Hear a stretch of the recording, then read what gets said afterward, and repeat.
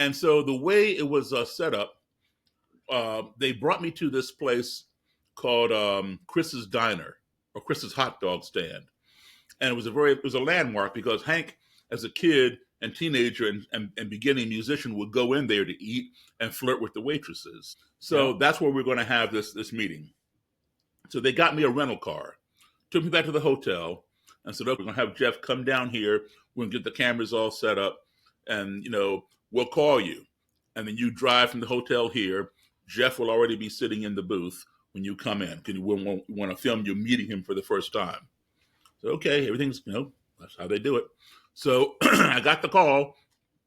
I came down in the vehicle, and I pull up in front, and there's this guy sitting on this bench with this lady, and I'm looking at him. I'm thinking, man, that's the dude. What's he doing out here? He's supposed to be inside in the booth because they told me to come on down so everything's ready, right?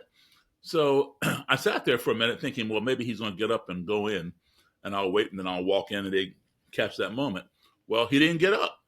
So I got out of the vehicle, and I walked over to him. And by this time, I realized, this is definitely him, no question about it. So, because I recognize the face. Sure. And I said, "Hi." I said, "Are you Jeff Schoep?" He goes, "Yeah." I said, "I'm Daryl Davis." Put my hand out. We shook hands, and he introduced me to his friend. And we chatted for a moment and said, I guess we better go in.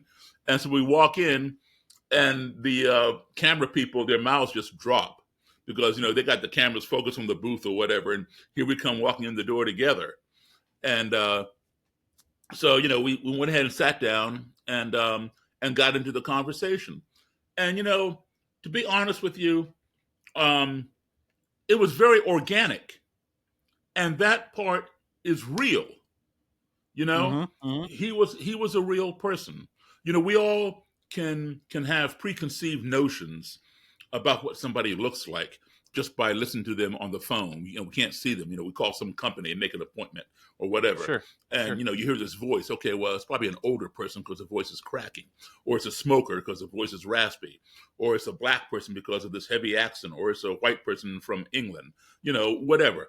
Once you determine, the race of this person or whatever, then you try to figure out what they look like. And half the time when you meet them, they don't look a thing like it, right? So, we're always forming perceptions.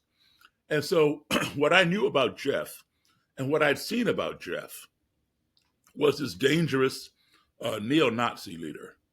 And this is who I'm going to, interview for this film.